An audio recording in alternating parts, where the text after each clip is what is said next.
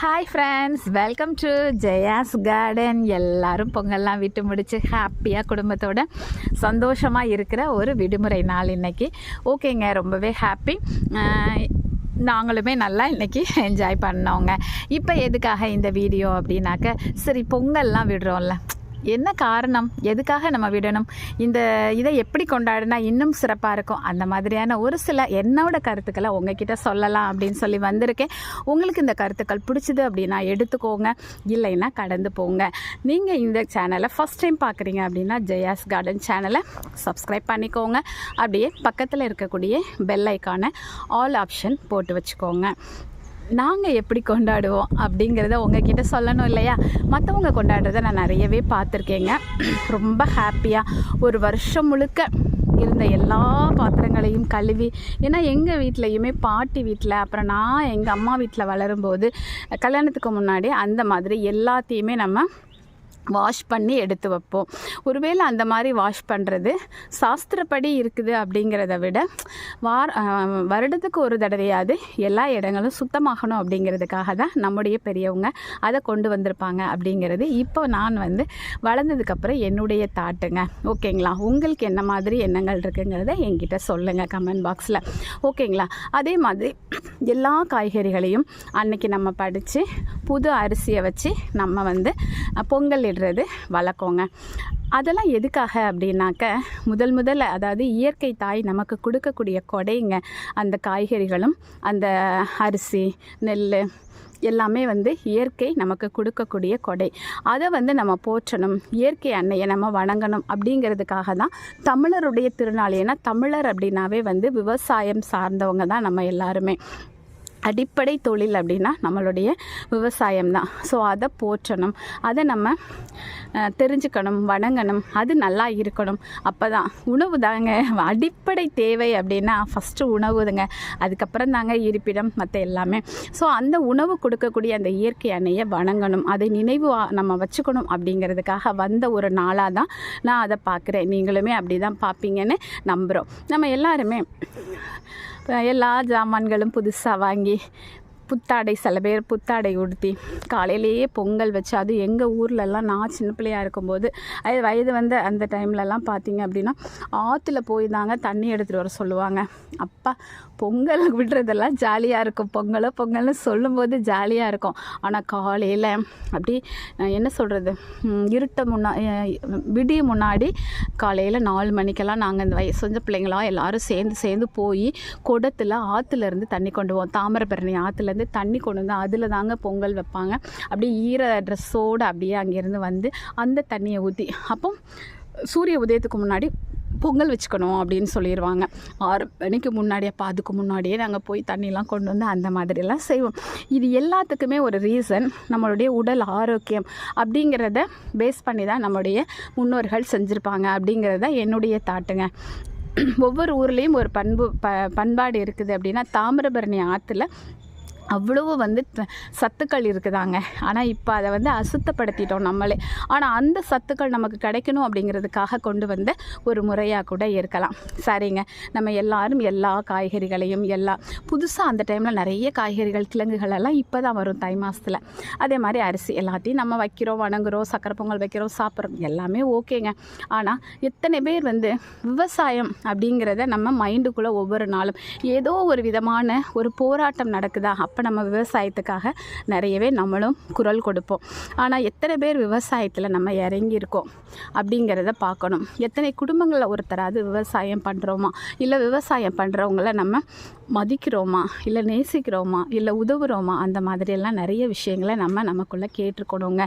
சரிங்க, விவசாயம் பண்ணுற அளவுக்கு எனக்கு நேரம் இல்லை, நான் வேலை பார்க்குறேன், எனக்கு அது தேவையும் இல்லை அப்படின்னு நம்ம நினைக்கிறோம் அப்படின்னா, அட்லீஸ்ட் ஒரு மாடி தோட்டமோ, இல்லை நம்ம வீட்டில் இருக்கக்கூடிய கொஞ்சம் இடங்களில் உங்கள் வீட்டினுடைய தேவைகளை பூர்த்தி பண்ணக்கூடிய அடிப்படை நாட்டு காய்கறிகளையாவது இந்த பொங்கல் தினத்தன்று நீங்கள் போடணும்னு சொல்லிக்க. இதுவும் ஒரு விதமான சிறு விவசாயம் தாங்க. இயற்கை விவசாயம் எப்படி அப்படிங்கிறத நம்ம ஒரு விழிப்புணர்வை ஏற்படுத்தலாம். சரிங்களா? ஸோ விவசாயம்னா வீட்டில், ஆனால் எல்லாருக்கிட்டையும் ரொம்ப ரொம்ப ரெக்வஸ்ட் பண்ணி கேட்குறது, அழகுக்காக, இயற்கையை ரசிக்கிறதுக்காக நீங்கள் பூச்செடிகள் அதிகமாக வளருங்க. அது பாலினேஷனுக்கும் ஹெல்ப் பண்ணும், வேணான்னு சொல்லலை. ஆனால் இருக்கிற இடத்துல பூச்செடிகளை மட்டுமே, அதுவும் செயற்கையாக நிறைய பூச்செடிகளை வளர்க்குறாங்க. பிரயோஜனம் இல்லாத பூச்செடிகள், கண்ணுக்கு மட்டும் கவர்ச்சி அளிக்கக்கூடிய பூச்செடிகள், அதுவும் தேவை தான். ஆனால் இருக்கிற இடத்த வேஸ்ட் பண்ணாமல், எனக்கெல்லாம் அப்படி தாங்க தோணும். ஒரு தொட்டினா கூட இதில் தேவையே இல்லாமல் இந்த அழகு செடியை வச்சோம் அப்படின்னாக்க வேஸ்ட்டு. இதில் ஒரு கத்திரிக்காய் செடி போடலாம், இதில் ஒரு தக்காளி போடலாம், இதில் ஒரு கொத்தவரங்காய் போடலாம், இல்லை ஒரு மூலிகை போடலாம். அப்படி தாங்க எனக்கு தோணும். அதனால் உங்ககிட்ட என்னுடைய கருத்து சொல்கிறேன். உங்களுக்கு பிடிச்சிருந்தா எடுத்துக்கோங்க. உங்கள் வீட்டில் இருக்கக்கூடிய மிக குறுகிய இடமாக இருந்தால் கூட உங்களுக்கு ரொம்ப ரொம்ப தேவைப்படக்கூடிய நாட்டு ரக காய்கறிகளோ மூலிகைகளோ ஏதோ ஒரு நாளை வளங்க. அதுவும் ஒரு விதமான விவசாயம்தான். இந்த மாதிரி நம்ம வளர்க்கும் பொழுது, இப்போ நானே இதெல்லாம் பண்ண ஆரம்பித்தேன். ஆரம்பத்தில் கொஞ்சம் 150 செடிகள் தான் வச்சேன். இப்போ அது 300 350 போகுது. இப்போ இன்னும் அதிகமாக நான் அதை டெவலப் பண்ணிகிட்டே இருக்கிறேன். நம்முடைய தேடுதல் கூடிக்கிட்டே போகுது. ஒரு பிரண்டை வச்சேன், இப்போ அது 4 பிரண்டையாக மாறிச்சு. ஒரு பொன்னாங்கண்ணி வச்சேன், இப்போ 4 பொன்னாங்கண்ணியாக மாறிச்சு. கத்தரி ரகம் 1 2ன்னு போய் இப்போ 12 ரகம் எனக்கே தெரிஞ்சு இருக்குதுங்க. அதே மாதிரி வெண்டையில் பல ரகம். இதெல்லாம் நமக்கு தெரியாததை நம்ம தெரிஞ்சுக்க அதை பற்றின விழிப்புணர்வை நம்ம மக்கள்கிட்ட கொண்டு போய் சேர்க்கலாங்க. நம்ம செய்யாமல் யாருங்க செய்ய போகிறாங்க? யாரோ ஒருத்தங்க இதை பண்ணுவாங்க அப்படின்னு நம்ம வெயிட் பண்ணுறதை விட, இந்த இயற்கை விவசாயத்து மேலே ஒரு விதமான ஈடுபாட்டை மக்கள்கிட்ட கொண்டு போக முடிஞ்சவங்க தயவு செஞ்சு இந்த பொங்கல்னால் ஒரு மாடி தோட்டம் ஆரம்பிங்க, இல்லை ஒரு தரை தோட்டம் ஆரம்பிங்க. ஆனால் தோட்டம் ஆரம்பிங்க. அந்த தோட்டத்தில் உங்களுடைய தேவைகளை பூர்த்தி பண்ணக்கூடிய அடிப்படை காய்கறிகள், கீரைகள், மூலிகைகள் கண்டிப்பாக அந்த தோட்டத்தில் இடம்பெறட்டும். அது மட்டும்தான் நாம் கொடுக்கக்கூடிய இயற்கை அன்னைக்கு நாம் கொடுக்கக்கூடிய மிகப்பெரிய கிஃப்டாக இருக்கும். அப்போ தான் இயற்கை அன்னையும் நம்மளை நல்லாவே வாழ வைப்பா அப்படின்னு நான் நினைக்கிறேங்க. என்னுடைய சவுண்டு கொஞ்சம் ஒரு மாதிரி இருக்குது அப்படின்னு எனக்கே ஃபீல் ஆகுது. உங்களுக்கும் ஃபீல் ஆகுதா? கொஞ்சம் நேற்றுலேருந்து சளி தொந்தரவு இருக்குது. ஸோ நாளைக்கு சரியாயிடும். அதுக்கு தான் நம்ம வீட்டில் மூலிகை தோட்டம்னு ஒன்றே வச்சுருக்கோமே. ஓகே ஃப்ரெண்ட்ஸ், அதனால் கண்டிப்பாக இந்த தைத்திருநாளை நல்லா என்ஜாய் பண்ணுங்கள். சக்கரை பொங்கல் வைங்க, எல்லாமே பண்ணுங்கள். ஆனால் இந்த தைத்திருநாளிலிருந்து ஏதாவது ஒரு விதமான ஒரு உறுதிமொழி எடுத்துக்கோங்க. இந்த தைத்திருநாளில் தோட்டம் வச்சுருக்கவங்க தோட்டத்தில் அடிப்படை காய்கறிகள் நம் வீட்டு தேவைகளை பூர்த்தி பண்ணக்கூடியது இருக்குதா அப்படின்னு சொல்லி பாருங்கள். இல்லாதவங்க வைக்க பாருங்கள்.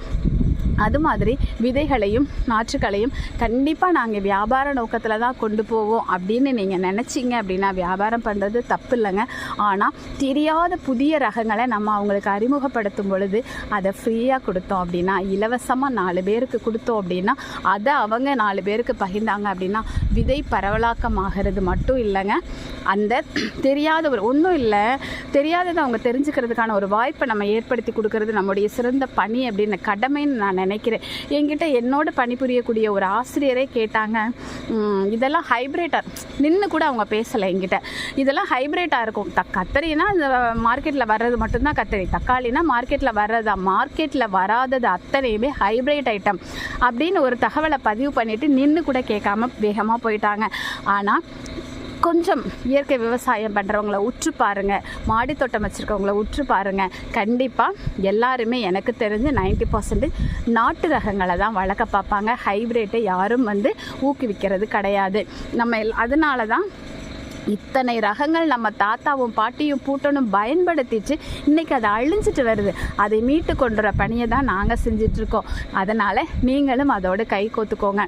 இந்த மாடி தோட்டத்தை வைக்காதவங்க இந்த தைத்திருநாளில் வச்சு அடுத்த வருஷம் நீங்கள் பொங்கல் விடும்போது உங்கள் வீட்டு காய்கறிகளை நீங்கள் என்னோட மாடித்தோட்ட அறுவடை பொங்கல் அறுவடையை பார்க்கலைன்னா 2 டேஸ்க்கு முன்னாடி நான் அதை அப்லோட் பண்ணியிருக்கேன். கண்டிப்பாக பாருங்கள்.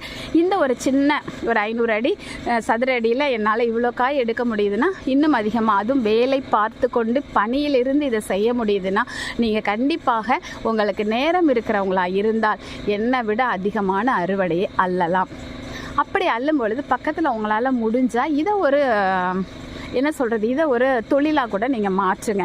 விதைகளை வியாபாரம் பண்ணுவதை விட காய்கறிகளை அறுவடை பண்ணி அதை வியாபாரம் பண்ணி கூட நீங்கள் அதில் ஏர்ன் பண்ணுங்கள். அது மக்கள்கிட்ட ஒரு விழிப்புணர்வை ஏற்படுத்தும். ஆர்கானிக்காக அவங்களுக்கு கொடுத்த அந்த புண்ணியமும் அதோட பலனும் நமக்கு கிடைக்கிறது மட்டும் இல்லை, இது அவங்க வளர்க்கணுங்கிற ஆசையை நம்ம தூண்டின மாதிரி இருக்கும். ஸோ அதை கூட நீங்கள் செய்யுங்க. உங்களால் நிறைய முடியுதுன்னா என்னோடய தேவைக்கு தான் எங்கள் வீட்டில் வருது. அது போக நான் வந்து ஃப்ரெண்ட்ஸுக்கெல்லாம் கிஃப்டாக கொடுத்துருவேன், ஃப்ரெண்ட்ஸ் அண்ட் ரிலேட்டிவ்ஸ்க்கு. அவ்வளோதான். இல்லை உங்களால் முடியும்னா நீங்கள் நிறைய வச்சு அதை கூட நீங்கள் சேல்ஸ் பண்ணுங்கள். ஆனால் விதைகளை சேல்ஸ் பண்ண வேண்டாம். ஓகேங்களா? இந்த பொங்கல் திருநாளை நாங்கள்லாம் இப்படி தாங்க கொண்டாடுறோம். இதுக்கு முன்னாடி தோட்டம் வைக்கிறதுக்கு முன்னாடி எப்படி கொண்டாடுனீங்க அப்படின்னா, எங்கள் வீட்டில் அந்த மாதிரி எல்லாத்தையும் கடையில் வாங்கி அப்படிலாம் செய்கிறதுல ஈடுபாடு கிடையாது. நான் ஏற்கனவே பல தடவை பதிவு பண்ணியிருக்கேன். எந்த ஒரு திருநாளும் என்னோடய குழந்தைங்களுக்கு எப்படி எல்லோரும் கொண்டாடுறாங்கன்னு தெரியணுங்கிறதுக்காக ஒரு முறை இருமுறை நான் செஞ்சு காமிச்சிருக்கேன். அதை வாசலில் வச்சு கோலம் போட்டு, அந்த கோலம் போட்டாலும் அதுலேயும் ஒரு ப்ரைஸை வாங்கிட்டேன்னு வச்சுக்கோங்களேன். நிறைய ஜுவல்லரியில், நிறைய மீடியாக்களில் கூட கோல போட்டியில் ப்ரைஸ் வாங்கியிருக்கேன். ஸோ அது தெரியறதுக்காக தான் அது செய்வோமே தவிர, அதற்கப்புறம் அதனுடைய நோக்கம் என்னங்கிறத புரிய வச்சுட்டு அந்த மாதிரியான பொங்கல் திருவிழாக்களை தான் கொண்டாடுவதற்கு நான் ஊக்குவிச்சிருக்கேன். நீங்களும் அந்த மாதிரி மாறணும்னு சொல்லி உங்கள் எல்லாரையுமே கேட்டுக்கிறேங்க.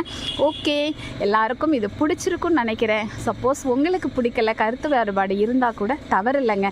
கருத்துக்கள் எப்பொழுதுமே ஒருவருக்கொருவர் மாறுபட தானே செய்யும். உங்களுக்கு என்ன மாதிரி கருத்து இருக்குன்னு தயவு செஞ்சு கமெண்ட் பாக்ஸில் சொல்லுங்கள். பிடிச்சிருந்தால் லைக் பண்ணுங்கள், கமெண்ட் பண்ணுங்கள். பிடிக்கலைனாலும் உங்களுடைய கருத்துக்களை கண்டிப்பாக கமெண்ட் பாக்ஸில் சொல்லுங்கங்க. ஏன்னா நீங்கள் பிடிச்சாலும் பிடிக்கலைனாலும் என்னுடைய உறவுகள் நீங்கள். அதனால் நீங்கள் என்ன சொன்னாலும் கேட்டுக்குவேங்க. நான் என்னுடைய கருத்தை தான் சொல்லியிருக்கேன். உங்கள் கருத்தை கமெண்ட் பாக்ஸில் தெரியப்படுத்துங்க. நம்ம எப்போவுமே ஒரு வேறு தனித்தன்மையோடு, வேறு விதமான சிந்தனையோடு எல்லா விழாக்களையும் அணுகணும் அப்படின்னா நம்ம சமுதாயத்தில் ஒரு பெரிய மாற்றம் வருங்க. ஓகே ஃப்ரெண்ட்ஸ், இந்த மாடி தோட்டத்தில் வச்சு இந்த தமிழர் திருநாளில் உங்ககிட்ட இந்த கருத்தை கொண்டு போனதில் எனக்கு ரொம்பவே மகிழ்ச்சிங்க. ஓகே ஃப்ரெண்ட்ஸ், பிடிச்சிருந்தா லைக் பண்ணுங்கள், ஷேர் பண்ணுங்கள், கமெண்ட் பண்ணுங்கள். பிடிக்கலைனாலும் நீங்கள் என்ன பண்ணுங்கள், கமெண்ட் பண்ணுங்கள். ஓகேங்களா? தேங்க்ஸ் ஃபார் வாட்சிங்.